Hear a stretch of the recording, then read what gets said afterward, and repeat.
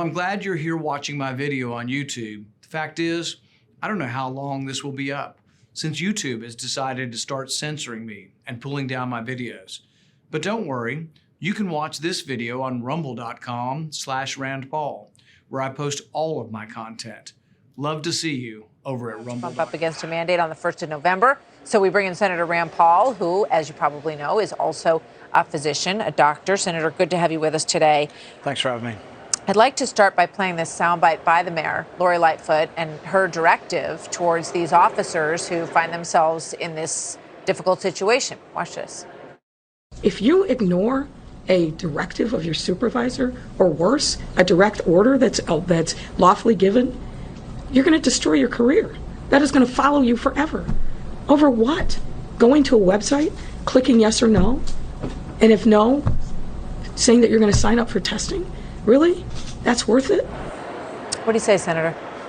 You know, I say what a disservice to our brave men and women of the police department, the fire department, the first responders, doctors, nurses.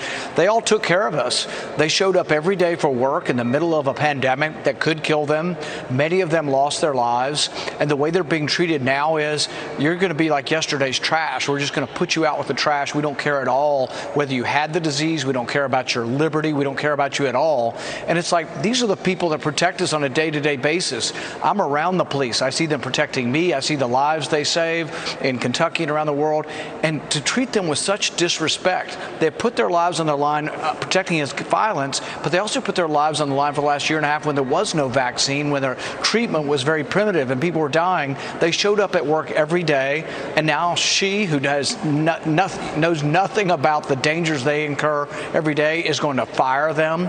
I just think it's awful. In fact, I think all essential workers, those who were told to show up to work every day during the pandemic, they should be exempt from any mandate for the service they've given to their country.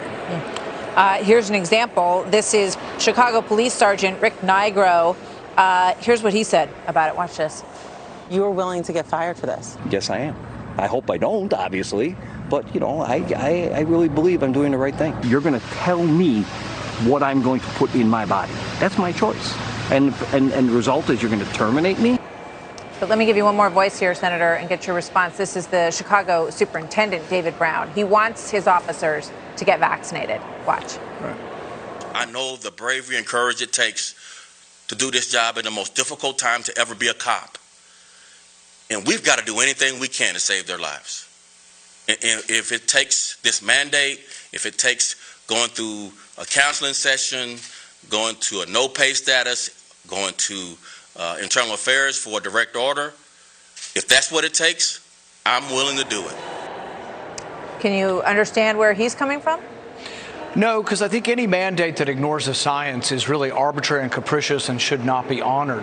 So, for example, many of these policemen and firemen were out there every day. They caught COVID naturally. 100 million Americans have had COVID naturally and have developed antibodies and immunity to it. Studies out of Israel say that their immunity is as good or in all likelihood better than vaccinated immunity. But the bottom line is all of their arguments fall. They say, oh, the unvaccinated are making us less safe. Well, it turns out that if you're vaccinated, you can carry it also. So there is no perfect safety that anybody can find. And really the ultimate personal choice, the most personal choice of all, is what you inject into your body and what you take. And look, I'm not against the vaccine. If you are at high risk in particular, by all means get vaccinated. But you should have a choice. It's a free country. Before I let you go, any thoughts on the Joe Manchin story today? Suggestions that he might be considering switching parties, and then he shot those down. We've got an extra chair for him at lunch. It's sitting there waiting for him. We are ready to see him. We're a big party, and I think he'd have a place. He's a pro-energy senator from an adjacent state to mine, pro-coal, pro-fossil fuels. He's unaccepted in the Democrat caucus. They seem to hate everything that his state produces. We'd welcome him on our side. I can't have any predictions that it would actually ever happen, but I promise you he's got a seat at the table and a big, important voice in our caucus if he chooses to come over. Okay. Senator Rand Paul, thank you, sir. Good to see you.